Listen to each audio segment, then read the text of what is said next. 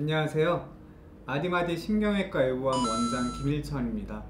오늘은 여러분들한테 알려드리려고 하는 게요, 보통 병원에 가면 자 어디가 아파서 오셨어요 묻고, 그러면 오늘 물리치료하고 엉덩이 주사 한 대 맞고 그리고 약하고 드릴게요 이렇게 하고 엉덩이 주사 많이들 맞고 가셨을 건데요, 그러면 정형외과, 신경외과, 통증의학과 이런 데서 내가 아파서 갔을 때 맞는 엉덩이 주사는 종류가 도대체 어떤 게 있을까요? 많은 분들이 그냥 모르고 나 그냥 엉덩이 주사 한 대 맞고 왔어 이렇게 이제 생각을 하시고 하는데, 실제로 그 종류를 알고 있는 게 여러분들한테 도움이 됩니다. 왜 그러냐 하면, 알러지라고 들어보셨죠? 알레르기. 이 알레르기 반응이 약물에 있을 수도 있고, 혹시 내가 그게 엉덩이 주사를 맞고도 그런 반응을 보일 수가 있거든요. 그래서 오늘 준비한 거는 저희 병원에서 가장 많이 쓰고 있는 엉덩이 주사 5가지 종류에 대해서 준비를 했고요, 그걸 한번 말씀을 드리려고 합니다.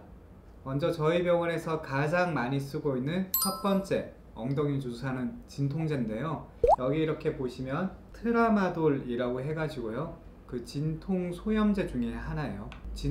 통증을 깔아앉히는 역할도 하고, 소염이라고 해서 몸속에 염증을 깔아앉히는 역할도 해주는 거예요. 그래서 이제 이 주사를 쓰는 이유는 내가 아파서 맞는 것도 있고, 감기가 걸리거나 아니면 뭐 목허리 디스크 통증이 심하거나 또는 회전근개염 이런 염증이 있거나 했을 때 이 주사를 쓰게 돼요. 두 번째로 제가 많이 쓰는 주사는 디클로페락. 자, 이것도 똑같이 진통 소염제 중에 한 종류예요. 통증이나 염증을 깔아앉히는 역할을 잘 해주고 진통 효과에도 아주 좋은 역할을 하고 있어요. 자, 세 번째 보여드리는 주사는 케토신. 약 성분명은요 케토롤락이라고 해가지고, 이것도 똑같이 진통 소염제에 해당이 돼요. 이것도 이제 아프거나 감기 같은 거 심하게 걸리거나 내가 열이 나거나 했을 때 이런 주사를 이제 쓰게 되는데요. 자, 그러면 제가 지금 보여드린 이 3가지 종류의 이제 진통 소염제가 있는데, 이거를 사실 저희 병원에서는 일단 진통 소염제 중에서는 제일 많이 쓰고 있어요. 각각의 이제 차이점이 뭐가 있냐 하면, 가장 효과가 좋은 거는 제가 경험상 써보니까 이 디클로페락이라는 게 가장 효과가 좋았어요.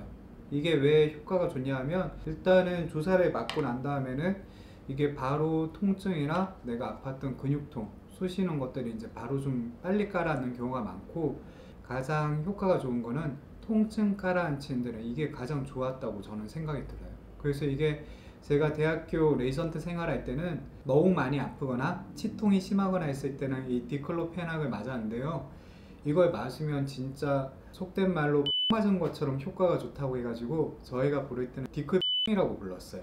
그래서 이제 그만큼 효과가 좋고 이제 강력한 진통제가 돼가지고, 사실 이게 제가 봤을 때는 효과가 이제 되게 좋은데, 자, 근데 제가 이걸 첫 번째로 많이 쓰지 않고 트라놀을 첫 번째로 이제 많이 쓴다고 말씀을 드렸잖아요. 자, 이 트라놀은 제 경험상 그 디클로페락보다는 진통 효과는 약간 떨어져요. 근데 왜 이걸 저는 첫 번째로 많이 쓰냐 하면, 이 디클로페락에는 제가 이렇게 여러 명의 환자들을 놓고 쓰다가 보니까 여기에 이제 알러지를 보이는 경우가 있더라고요. 근데 그 알러지를 보이면 디클로페락의 경우에는 조금 더 그 알러지가 격한 반응을 보이면서 어떤 환자분은 호흡이 차고 막 숨을 못 쉬고 온몸에 두드러기가 일어나고 이런 반응을 조금 더 격하게 보였어요. 물론 이거는 제 경험이어서 실제 논문 결과랑은 다를 수도 있지만, 이게 사람이 경험이란 걸 무시할 수가 없더라고요. 제가 실제로 이제 환자분이 예전에 이제 그런 반응을 보이고 나니까 쓰려고 할 때 조금 무섭더라고요.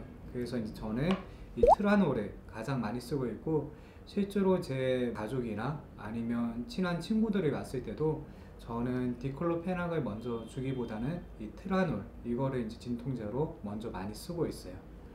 자, 그러면 아까 전에 제가 마지막에 말씀드렸던 이 케토신은 그것도 똑같은 진통제지만, 이게 효과가 좀 탁월한 경우는 열을 떨어뜨리는데 좀 효과가 좋아요.